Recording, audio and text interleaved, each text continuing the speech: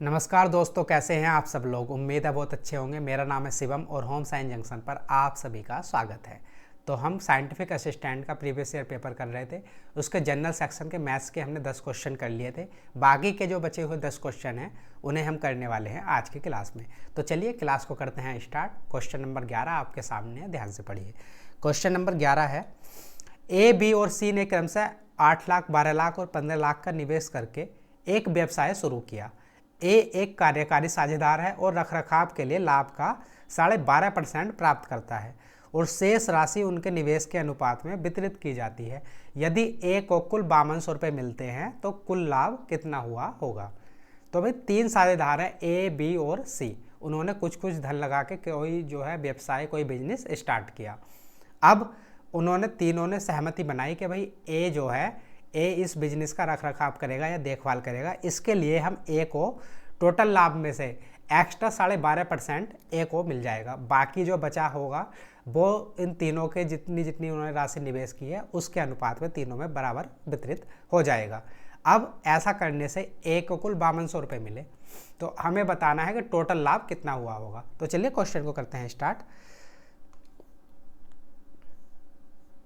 तो ए, बी और सी ने कितने कितने लगाए, 8, 12 और 15 लाख रुपए।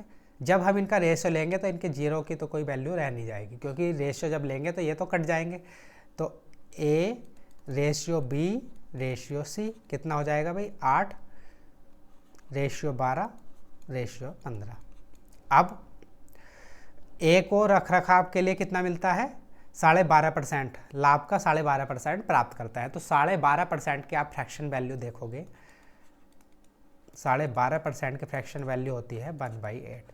इसका मतलब हुआ अगर टोटल लाभ 8 है, टोटल लाभ अगर 8 है तो 7 तो उनकी जो उन्होंने पूंजी लगाई उनके अनुपात में बढ़ जाएगा और 1 जो है ये मिल जाएगा ए को, किस लिए, उसके रखरखाव के लिए या देखभाल के लिए, है ना। अब 8, 12 और 15 के अनुपात में इन्होंने जो है निवेश किया, तो टोटल धन कितना निवेश किया, 8 + 12 20, 20 और 15 35। तो टोटल धन कितना निवेश किया, 35 यूनिट, है ना। और हमें बांटना कितना है, 7 यूनिट। तो इस 35 और 7 को बराबर बना लेते हैं, जिससे आगे चल के फ्रैक्शन ना बने। तो 7 को 35 बनाने के लिए क्या करेंगे, हम 5 से गुणा कर देंगे, गुणा 5। तो यहाँ पर भी 5 से गुणा हो जाएगी और यहाँ पर भी 5 से गुणा हो जाएगी। तो अब कितना हो गया, 40, 7 पंजे 35 और ये हो जाएगा 5।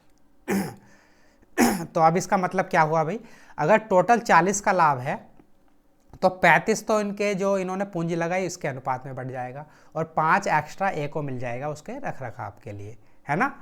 अब यदि ए को कुल 5200 रुपये मिलते हैं तो कुल लाभ क्या होगा, ए को कितने मिले, 5200 रुपये। तो ए का हिस्सा देख लेते हैं इस 35 यूनिट में कितना होगा। ए ने लगाया था 8, टोटल धन था 35 और 35 ही हमें बांटना है। तो ए का कितना आ गया भाई, 8 आ गया, प्लस ये तो इसका जो इसने धन लगाया था इसके अनुपात में जो हमें पैसा मिला लाभ से वो 8 यूनिट, तो ये आ गया। लेकिन इसे और क्या मिलता है, लाभ का 12.5% और मिलता है, क्योंकि ये रखरखाव करता है, देखभाल करता है। और वो कितना है, 5 यूनिट। तो इसे ये 5 यूनिट एक्स्ट्रा और मिलेंगे। तो टोटल मिला के ए की कितनी यूनिट हो जाएंगी, 8, 5, 13 यूनिट। अब ए को कुल धन कितना मिला भाई, 5200 रुपये। तो 13 यूनिट की वैल्यू कितनी है, 5200 रुपये। तो 1 यूनिट की वैल्यू कितनी हो जाएगी, 13 चौका 52, 400 रुपये। अब हमें क्या बताना है कि कुल लाभ कितना हुआ। तो कुल लाभ कितना था भाई, 40। 40 में से 35 तो बांट देता और 5 ए को मिल गया था, तो कुल लाभ 40 था। हमें यही बताना है। 1 यूनिट की वैल्यू 400 रुपये है, तो 40 यूनिट की वैल्यू कितनी होगी, 4 चौक 16, 16,000 रुपये। तो हमारा थर्ड ऑप्शन हो जाएगा करेक्ट ऑप्शन। उम्मीद है क्वेश्चन समझ में आ गया होगा। चलिए आगे चलते हैं क्वेश्चन नंबर 12 की तरफ। तो क्वेश्चन नंबर 12 है, the price of food item rises by 8%, by how much percentage should a family reduce consumption so to keep the expenditure same as before. खाद्य पदार्थों की कीमत 8% बढ़ जाती है। एक परिवार को खपत में कितने प्रतिशत की कमी करनी चाहिए ताकि व्यय जो है पहले जैसा बना रहे। तो भाई खाद्य पदार्थों की कीमत 8% बढ़ जाती है। पहले अगर 100 रही होगी तो अब कितनी हो गई, 108। 8% बढ़ गई, 100 से 8 बढ़ गई। पहले अगर खाद्य पदार्थ की कीमत 100 रुपये थी तो अब कितनी हो गई 108। अब आगे क्या बोला है, एक परिवार को खपत में कितने प्रतिशत की कमी करनी चाहिए ताकि व्यय पहले जैसा बना रहे। मतलब वो अपनी खपत में कितनी कमी कर दे जिससे कि जो खर्च है उसका पहले जैसा बना रहे। तो 100 से कीमत हो गई 108, तो उसे खपत में कितनी कमी करनी पड़ेगी, तो कितना ज़्यादा है इससे, कितनी यूनिट 8, और कितने पर ज़्यादा कमी करनी पड़ेगी 108 यूनिट पर इंटू 100। तो इतने परसेंट की अगर हम कमी कर दें तो उनका जो खर्च है पहले जैसा बना रहेगा। तो अब इसे कर लेंगे सोल्व। किससे चला जाएगा, 4 दूनी 8 और 4 सत्ते 28, और ये चला जाएगा 4 दूनी 8। तो कितना हो जाएगा भाई, ये हो जाएगा 200/27। 27 से 200 को भाग करेंगे कितनी बार चला जाएगा, 7। 7 सत्ते 49, 7 दूनी 14, 14 4 18, 189। तो ये कितना जाएगा 7, और ये बचेगा 11/27। तो इतने परसेंट जो है खपत में कमी करनी पड़ेगी जिससे कि खर्च पहले के जैसा बना रहे। तो कौन सा ऑप्शन है, 7 11/27, सेकंड ऑप्शन आपका हो जाएगा करेक्ट ऑप्शन। आगे चलते हैं, अगला प्रश्न देखते हैं, क्वेश्चन नंबर 13। क्वेश्चन नंबर 13 है, 770 मीटर की रेस में राज जो है 30 सेकंड में अंतिम बिंदु पर पहुंच जाता है और विकास 55 सेकंड में पहुंचता है। राज विकास से कितने अंतर से आगे है। तो ये कोई रेस है, कितने की, 770 मीटर की, है ना। अब ये भाई दो जो बंदे हैं, राज और दूसरा कौन है, विकास, ये दौड़ना स्टार्ट करते हैं। तो राज तो यहाँ पर पहुँच जाता है 30 सेकंड में, जबकि जो विकास है वो पहुँचता है 55 सेकंड में। तो इसका सीधा सा मतलब हुआ राज तेज दौड़ता है, विकास धीरे दौड़ता है। अब हमें बताना क्या है, राज विकास से कितने अंतर से आगे है। तो राज तो पहले पहुँच गया, विकास कहीं यहाँ पर रह गया होगा, तभी तो 55 सेकंड में पहुंचा। अब हम क्या करेंगे भाई, सबसे पहले विकास की जो है स्पीड निकाल लेंगे। विकास को 770 मीटर दौड़ने में कितना समय लगता है, 55 सेकंड। तो इससे इसकी स्पीड आ जाएगी। तो 11 पंजे 55, 11 सत्ते 77, 77 और 5 से ही चला जाएगा 14 बार। तो विकास की स्पीड आ गई 14 मीटर प्रति सेकंड, विकास की स्पीड आ गई। अब भाई अगर आप ध्यान से देखोगे तो राज तो 30 सेकंड में पहुंच गया और विकास 55 सेकंड में पहुंच गया, और विकास की हमने स्पीड निकाल ली 14 मीटर प्रति सेकंड। तो विकास 30 सेकंड में कितना दौड़ा होगा, 1 सेकंड में दौड़ता है 14 मीटर, तो 30 सेकंड में कितना दौड़ेगा, 14 तिया 42, 420 मीटर। विकास जो है 30 सेकंड में 420 मीटर दौड़ा, और राज 30 सेकंड में कितना दौड़ा, 770 मीटर। तो हमें यही बताना है कि राज विकास से कितने अंतर से आगे है। तो 770 में से 420 माइनस कर दोगे, आ जाएगा 5, और ये आ जाएगा 3, 350 मीटर। तो ये फोर्थ ऑप्शन हो जाएगा आपका करेक्ट ऑप्शन। क्वेश्चन समझ में आ गया होगा। 770 मीटर की रेस थी, जो है राज जो है 30 सेकंड में पहुंच जाता है और विकास 55 सेकंड में। तो इससे हमने विकास की जो है स्पीड निकाल ली। विकास 770 मीटर कितने सेकंड में पहुंचता है, 55 सेकंड में। तो इससे इसकी स्पीड आ गई 14 मीटर प्रति सेकंड। उसके बाद अब हमने ये भी देख लिया कि विकास 30 सेकंड में कितना दौड़ता है। तो 1 सेकंड में तो 14 मीटर दौड़ता है, 30 सेकंड में दौड़ेगा 420 मीटर, और जो है राज 30 सेकंड में दौड़ता है 770 मीटर। तो इन दोनों का डिफरेंस ले लेंगे 350 मीटर, यही हमसे पूछा था, और हमारा फोर्थ ऑप्शन जो है हमारा हो जाएगा आंसर। चलिए आगे चलते हैं, अगला प्रश्न देखते हैं, प्रश्न नंबर 14। तो एक गांव की जनसंख्या 2,40,000 थी पहले वर्ष में, इसमें 5% की वृद्धि हुई, और दूसरे वर्ष में इसमें 20% की वृद्धि हुई। 2 वर्ष बाद इसकी जनसंख्या क्या है। तो सिंपल क्या है, सिंप्लीफिकेशन का या फिर कैलकुलेटिव क्वेश्चन है, कैलकुलेशन करनी है और आपका आंसर आ जाएगा। तो गांव की जनसंख्या कितनी थी वही यहाँ पर देखोगे तो आप 2,40,000। पहले वर्ष कितने की वृद्धि हुई, 5% की। तो 5% की फ्रैक्शन वैल्यू होती है 1/20, मतलब 20 से 21 हो गई। दूसरे परसेंट कितने की वृद्धि हुई, 20% की। 20% की फ्रैक्शन वैल्यू होती है 1/5, मतलब 5 से कितनी हो गई, 6। तो 2,40,000 थी, पहले 20 से 21 हुई, दूसरे वर्ष 5 से 6 हो गई।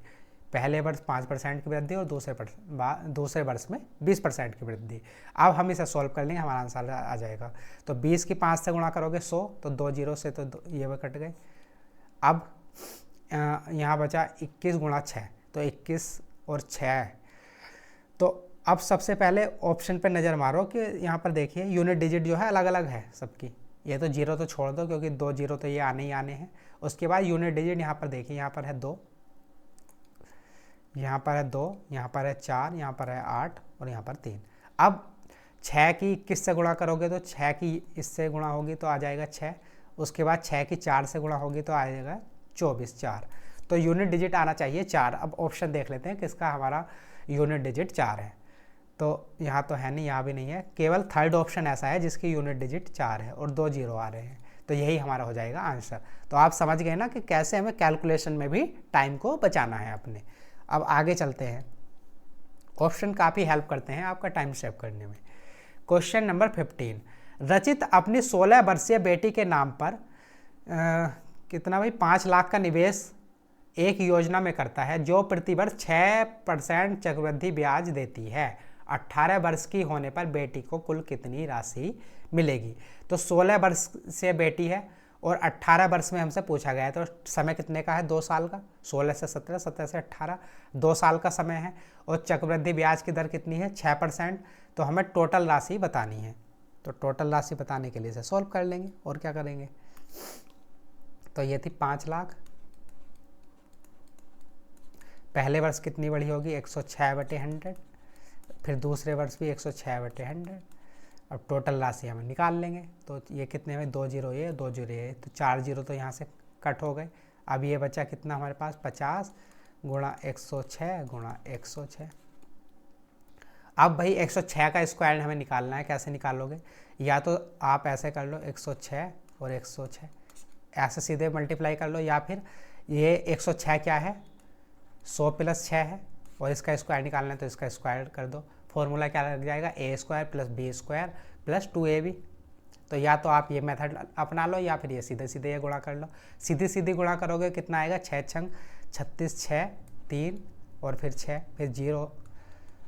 उसके बाद फिर ये आ जाएगा 6 0 और 1 जोड़ लेंगे। 6 3 6 6 12 2 1 और 1, ये आ गया इतना। 106 की 106 से गुणा करने पर ये मिला हमें इतना। अब 50 की गुणा करनी है 112 और 36। तो ये 50 से गुणा कर लेंगे तो 1 0 ये, 6 पंजे 30, 3 5 3 15 और 3 18, 1 5 2 10 और 1 11, 1 5 5 और 1 6 और 1 5। तो कितना आ गया? 56 18 00। 56 18 00। तो सेकंड ऑप्शन हो गया आपका करेक्ट ऑप्शन। सिंपल कैलकुलेशन करनी थी, बाकी कुछ इसमें था नहीं। आगे चलते हैं, अगला प्रश्न देख लेते हैं। प्रश्न नंबर 16। तो क्वेश्चन नंबर 16 आपके सामने है भाई। एक टैंक से 23 नल जुड़े हुए हैं, कुछ इनलेट हैं और कुछ आउटलेट हैं। प्रत्येक इनलेट टैंक को 24 घंटे में भर सकता है और प्रत्येक आउटलेट इसे 24 घंटे में खाली कर सकता है। यदि सभी नल एक साथ खोले जाएं तो टैंक 40 घंटे में भर जाएगा। इनलेट और आउटलेट नल की संख्या के बीच हमें अंतर बताना है। तो कोई टंकी है, उसमें 23 जो है नल जुड़े हुए हैं, कुछ तो उसे भरने वाले हैं और कुछ उसे खाली करने वाले हैं। अब जो भरने वाला नल है वो प्रत्येक नल टंकी को 23 घंटे में भर सकता है और खाली करने वाला प्रत्येक नल टंकी को 40 घंटे में खाली कर सकता है। अब हमने सारे के सारे जो है नल स्टार्ट कर दिए और टंकी 40 घंटे में जो है भर गई। हमें बताना है कि भरने वाले और खाली करने वाले नलों के बीच में कितना अंतर है। तो चलिए क्वेश्चन को सॉल्व करेंगे। तो भरने वाला प्रत्येक नल टंकी को कितने देर में भर सकता है? 24 घंटे में। और खाली करने वाला 40 घंटे में खाली कर सकता है। तो 24 और 40 का एलसीएम कितना आ जाएगा? 120। तो 24 पंजे 120, तो 5 यूनिट भरेगा ये, और ये 4 तिया 12, 3 यूनिट खाली करेगा। तो प्रत्येक नल प्रत्येक घंटे 5 यूनिट भरता है और प्रत्येक नल प्रत्येक घंटे 3 यूनिट खाली करता है, अगर टोटल जो कैपेसिटी है वो 120 है। अब आगे क्या बोला गया है अभी? यदि टंकी जो है 40 घंटे में भर जाती है, टोटल टंकी 40 घंटे में भर जाती है, लेकिन हमने टोटल यूनिट कितनी मान रखी है? 120। तो 120 यूनिट मान रखी हैं और जब सारे के सारे नल खोले जाते हैं तो वो इसे कितनी देर में भर देते हैं? 40 घंटे में। तो इसे 40 से डिवाइड कर देंगे तो कितना आएगा? 3। तो ये भाई जो है प्रत्येक घंटे 3 यूनिट काम करते हैं, है ना। अगर सारे के सारे नल खोल दिए जाएँ तो प्रत्येक घंटे 3 यूनिट काम करते हैं। और जो प्रत्येक नल है भरने वाला उसे 5 यूनिट भरता है प्रत्येक घंटे, और खाली करने वाला प्रत्येक घंटे 3 यूनिट खाली करता है। तो हमारे पास जो है सारी की सारी वैल्यू आ चुकी हैं। अब आगे चलते हैं। मान लो कि ये 23 के जो 23 नल है ना, सारे के सारे भरने वाले हैं। आप छोड़ दो कि कोई खाली करने वाला है या नहीं है। हम मान लेते हैं 23 के 23 जो नल हैं वो सारे के सारे भरने वाले हैं, और प्रत्येक नल 5 यूनिट भरता है। तो 23 नल कितना भरेंगे? 23 गुणा 5, 5 तिया 15, 5 दूनी 10 और 11, 115 यूनिट है ना। अब मान लो कि 23 के 23 जो नल हैं वो है खाली करने वाले। खाली करने वाला एक जो नल है प्रत्येक घंटे कितने यूनिट खाली करता है? 3। तो 23 नल कितना करेंगे? तो 23 गुणा 3, 3 तिया 9, 3 दूनी 6, तो 69 यूनिट जो है खाली कर देंगे, है ना। और सारे जब मिलकर खोले जाते हैं तो वो कितना यूनिट काम करते हैं? 3 यूनिट। तो ये प्लस था और ये माइनस था। अब इसे हम कर लेंगे सॉल्व एलिगेशन से। तो 115 में से 115 में से 3 माइनस करोगे कितना मिलेगा? 112। और 3 में से 69 माइनस करोगे तो माइनस तो ये पहले से ही है, तो ये हो जाएगा प्लस। कितना हो जाएगा? 72। अब इसे सॉल्व कर लेंगे रेशियो को। तो 4 से चला जाएगा 4, और 4 अट्ठे 32, फिर 4 से ये भी चला जाएगा, 4 दूनी 8 और 4 अट्ठे 32, फिर 2 से चला जाएगा, 2 नम 18, और ये चला जाएगा 14 बार। तो 14 और 9 को आप जोड़ोगे कितना आएगा? 23। 14 प्लस 9 कितना आ गया? 23। तो ये रेशियो भी इतना ही है, 9 रेशियो 14। तो इसका मतलब क्या हुआ भाई कि जो 9 जो नल है हमारे पास वो तो है भरने वाले, और 14 जो नल हैं वो है खाली करने वाले। हमें बताना क्या था? इनलेट और आउटलेट नल की संख्या के बीच अंतर बताना था। तो इनलेट नल है 9 और आउटलेट नल है 14, इनके बीच में अंतर कितना है? 14 में से 9 माइनस करोगे कितना आ जाएगा? 5। तो हमारा सेकंड ऑप्शन हो जाएगा करेक्ट ऑप्शन। समझ में आ गया होगा। चलिए आगे चलते हैं। अगला प्रश्न देखते हैं, क्वेश्चन नंबर 17। तो क्वेश्चन नंबर 17 है, एक व्यापारी ने एक शर्ट 800 रुपये में बेचकर 5% की हानि उठाई, इसे x% का लाभ होगा इसे 1440 में बेचकर। तो x की वैल्यू हमें बतानी है। तो अगर 5% की फ्रैक्शन वैल्यू आप देखोगे कितनी होती है? 1/20। मतलब कोई चीज़ अगर 20 की थी तो उसे बेचने पर हमें 1 की हानि हो गई, तो हमने बेची कितनी? 19 की। तो 800 वैल्यू है 19 की। अब हमें शर्ट का जो है लागत मूल्य निकालना है, वो कितना होगा? गुणा 20, क्योंकि लागत मूल्य था 20। 20 की कोई वस्तु थी, 1 की हानि पर बेची तभी तो 19 की बेची। 19 की 800 जो वैल्यू है वो है 19 की, हमें 20 की वैल्यू निकालनी है। अब इसे सॉल्व कर लेंगे, कितना हो जाएगा? ये हो जाएगा 8 दूनी 16 16 और 3 0, और ये 19 से कर देंगे भाग। तो 19 से कितनी बार चला जाएगा? 8, 8 नम 72 2, और 8 7 15, 152 बार। अब ये बचेगा 8, ये हो जाएगा 80, तो 19 चौक 76, बचा 4, फिर ये 0 आ जाएगा, तो 19 दूनी 38। तो लगभग 842 रुपये आ गई इसकी जो है लागत मूल्य। 842 रुपये लागत मूल्य आ गया, और हम इसे कितने में बेच रहे हैं? 1440 रुपये में। तो 842 रुपये है लागत मूल्य, और 1440 में से 842 माइनस कर दोगे कितना मिलेगा? 8। 13 में से 4 माइनस करोगे 9, या बचेगा फिर 13। 13 में से 8 माइनस करोगे 8 5 13, तो ये बचेगा 598, और हमें परसेंटेज निकालने हैं इंटू 100। तो इतनी परसेंटेज का लाभ होगा, वही होगी हमारी x की वैल्यू।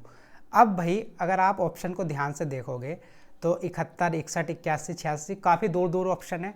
तो जो ये हमने वैल्यू ली है 598, 842, इन्हें हम अप्रोक्स वैल्यू भी ले सकते हैं, जिससे कि हमारी कैलकुलेशन आसान हो जाए। ऐसे करेंगे तो कैलकुलेशन तो हम कर लेंगे, लेकिन टाइम ज़्यादा लग जाएगा। हमें मेन काम क्या करना है? टाइम बचाना है। उसके लिए हम इन्हें अप्रोक्स में मान लें, क्योंकि ऑप्शन हमारे काफ़ी दूर दूर हैं।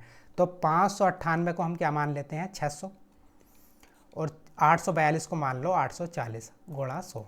अब इसे सॉल्व कर लोगे तो ये 1 0 से 1 0 चला गया, 6 से ये 10 बार, और 6 से 6 बचा 2, 6 चौक 24, तो ये हो गया 1000, और ये है 24।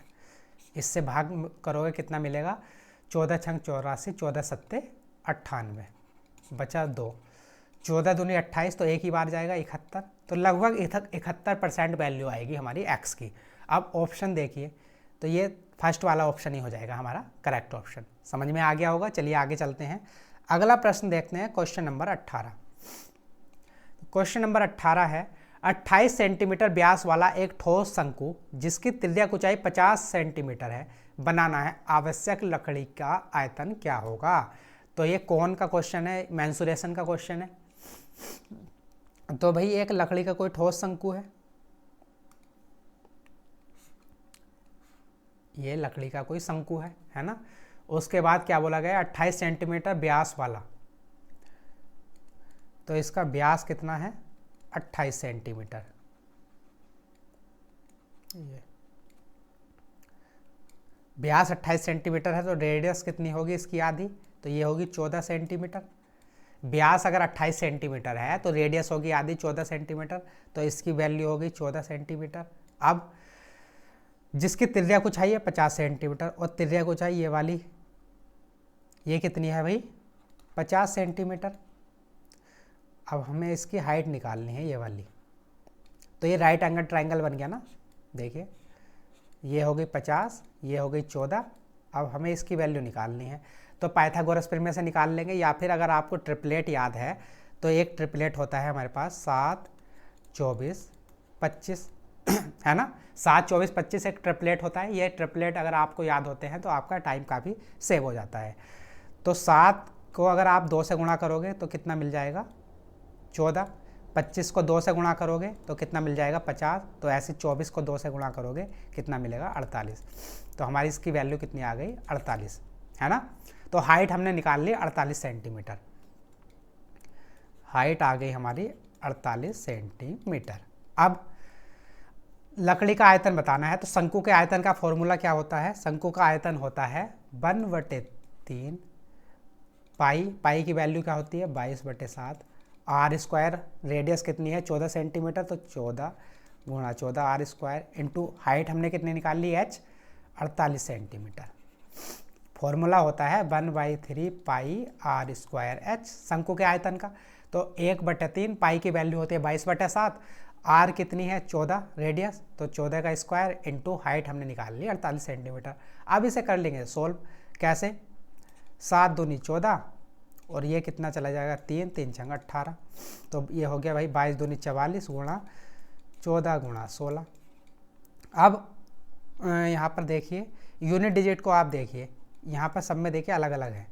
ये ऑप्शन जो है ये एग्ज़ाम के ऑप्शन है ना, तो ऐसा कुछ नहीं है कि मैंने इन्हें चेंज कर दिया हो। आप यूनिट डिजिट देखिए तो 4 की 4 से गुणा करोगे आएगा 4 चौक 16 6 यूनिट डिजिट, और 6 की 6 से गुणा करोगे 6 चंग 36, तो यूनिट डिजिट आपका आ जाएगा 6।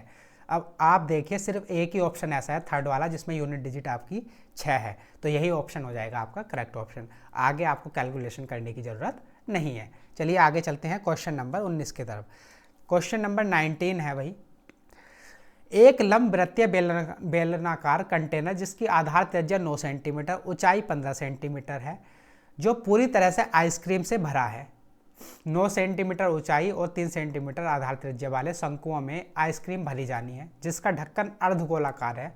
कंटेनर को खाली करने के लिए आवश्यक शंकुओं की संख्या ज्ञात कीजिए। तो भाई एक बेलनाकार कंटेनर है, उसमें भरी हुई है आइसक्रीम, हमें उसकी मेजरमेंट दे रखी है। अब दूसरा कोई शंकु है, उस जो बेलनाकार जो कंटेनर है उसे खाली करके शंकुओं में जो है आइसक्रीम भरनी है। शंकु छोटे छोटे हैं और बेलन बड़ा है, उसकी आइसक्रीम उनमें भरनी है। तो हमें बताना है कि वो जो सारी जो आइसक्रीम थी बेलनाकार कंटेनर में, उसे अगर हम खाली करें तो हमें कितने शंकुओं की आवश्यकता होगी। तो चलिए क्वेश्चन को सोल्व करेंगे। सबसे पहले तो भाई बेलन में जो आइसक्रीम आई होगी उसके आयतन के बराबर आई होगी, तो बेलन का आयतन निकाल लेते हैं। बेलनाकार जो कंटेनर है उसका आयतन हम निकाल लेते हैं। तो बेलन का आयतन होता है पाई आर स्क्वायर एच, बेलन का आयतन, तो इसकी वैल्यू रख देंगे तो ये हो जाएगा पाई की वैल्यू पाई रहने देते हैं क्योंकि उधर जाके वो कट जाएगा। आर त्रिज्या की वैल्यू कितनी है 9, तो ये हो जाएगा 9 गुणा 9, और ऊंचाई कितनी है 15 गुणा 15 बराबर। अब मान लो कि भाई कितने हमें x शंकुओं की आवश्यकता पड़ेगी, तो x गुणा, अब जो ये है क्रीम भरा है 9 सेंटीमीटर ऊंचाई 3 सेंटीमीटर आधार त्रिज्या वाले शंकुओं में, तो ये है कोई शंकु और ये है इस पर ढक्कन, है ना। तो 9 सेंटीमीटर तो है इसकी ऊंचाई, इसकी हाइट की बात करोगे कितनी है 9 सेंटीमीटर, और इसकी जो है आधार त्रिज्या ये है 3 सेंटीमीटर, तो ये 3 सेंटीमीटर है, तो ये भी 3 सेंटीमीटर ही होगी। क्यों? क्योंकि आप ये सर्कल में देखोगे तो सभी तरफ जो है ये रेडियस जो है कहीं भी मिला लो, सेंटर से इसकी परिधि को कहीं भी मिलाओगे तो रेडियस की वैल्यू सेम आएगी, तो इसलिए ये अगर 3 है तो ये भी 3 होगी, क्योंकि दोनों ही रेडियस हैं, है ना। चलिए आगे चलते हैं। अब आगे और क्या पूछा गया है हमसे, कंटेनर को खाली करने के लिए आवश्यक शंकुओं की संख्या कितनी होगी। तो अब हम इसका जो है शंकु का आयतन निकाल लेते हैं। शंकु का आयतन कितना होगा, सबसे पहले तो इसका आयतन निकालेंगे इतने शंकु का, उसके बाद ये अर्धगोले का आयतन निकालेंगे और दोनों को ऐड कर देंगे। तो शंकु का आयतन कितना होता है 1/3 पाई r² प्लस इस अर्धगोले का आयतन निकालना। अर्धगोले का आयतन क्या होता है 2/3 पाई r³। अब इसे हम कर लेंगे सोल्व, तो बराबर ये x गुणा ये 1/3 पाई है गुणा पाई, r कितनी है अभी शंकु की, त्रिज्या है 3, तो ये हो जाएगा गुणा 9, और हाइट कितनी है 9 सेंटीमीटर, प्लस 2/3 पाई ऐसे ही रहने देते हैं। रेडियस कितनी है अर्धगोले की 3, तो 3 तिया 9 तिया 27, ये आ गया। अब ये पाई तो इधर से कॉमन आ जाएगा, तो ये पाई तो पाई इससे कट जाएगा, है ना। तो ये हो गया 9 गुणा 9 गुणा 15 बराबर ये है x गुणा ये है 1/3, तो 3 से ये चला जाएगा 3 बार, और ये 9 तिया 27, x गुणा 27 प्लस ये है भाई 3 से ये कितना बार चला जाएगा 3 9 27, तो ये आ गया 9 दूनी 18। तो ये 27 प्लस 18 कितना हो गया 27 18 8 7 15, 2 और 1 3 और 1 45, तो ये आ गया x गुणा 45। अब हमें x की वैल्यू निकालनी है, तो ये इधर बटे में चला जाएगा, तो कितना हो जाएगा 9 गुणा 9 गुणा 15 बटे 45 बराबर x, तो ये 15 तिया 45 और 3 तिया 9, तो 9 तिया 27। तो कितने शंकुओं की आवश्यकता पड़ेगी हमें 27 शंकुओं की आवश्यकता पड़ेगी। आपको भाई ये ध्यान रखना है जो मेंसुरेशन में है ना, उसके में आपको फॉर्मूले याद होना बहुत ज़रूरी है। मेंसुरेशन सारी की सारी फॉर्मूलों पर ही चलती है। कुछ क्वेश्चन तो जैसे ये वाला ही क्वेश्चन था, इसमें बाकी कुछ था थोड़ी ना, आपको सिर्फ फॉर्मूला लगाना था, वैल्यू रखनी थी और अपने आंसर तक पहुंचना था। तो ज़्यादातर क्वेश्चन ऐसे ही आते हैं जिसमें आपको अगर फॉर्मूला याद है, बेसिक फॉर्मूला याद है, उसी से आप क्वेश्चन को कर लोगे। चलिए आगे चलते हैं क्वेश्चन नंबर 20 की तरफ। अगला क्वेश्चन है, आज की क्लास का लास्ट क्वेश्चन है 20। किस दर प्रति वर्ष साधारण ब्याज पर एक धनराशि 4 वर्ष में 2 गुना हो जाएगी। तो हमें रेट परसेंटेज निकालना है कि भाई कोई धनराशि 1 से 2 हो जाएगी दुगनी, कितने 4 सालों में। तो हमें इंटरेस्ट कितना मिला, एक इंटरेस्ट मिला कितने साल में 4 साल में। परसेंटेज निकालनी है तो 100 से गुणा कर देंगे, ये आ जाएगा 25%। समझ में आया। या फिर आप ऐसे भी कर सकते हैं, साधारण ब्याज बराबर होता है मूलधन गुणा दर गुणा समय बटे 100, इस फॉर्मूले से भी कर सकते हैं। अब भाई राशि कितनी 4 वर्षों में दुगनी हो रही है, 1 से कितनी हो रही है 2, तो ब्याज कितने का मिला होगा 1 का, तो साधारण ब्याज हो गया 1 बराबर मूलधन कितना होगा 1, दर हमें निकालने हैं r, समय कितना है 4 वर्ष 4/100, तो ये 4 से कितनी बार चला जाएगा 25, तो r की वैल्यू क्या आ गई 25%। तो ऐसे भी निकाल सकते हैं, या फिर आप ऐसे भी कर सकते हैं, 1 से 2 हो गया धन, तो कितना मिला हमें जो इंटरेस्ट 1 का, और 1 का इंटरेस्ट कितने सालों में 4 सालों में, तो परसेंटेज निकालनी है रेट परसेंटेज, तो 1/4 × 100 25%। तो ये 4th ऑप्शन हो गया आपका करेक्ट ऑप्शन। तो उम्मीद है क्लास आपको अच्छी लगी होगी। 20 क्वेश्चन हमने कर लिए, ये भी मैथ्स के।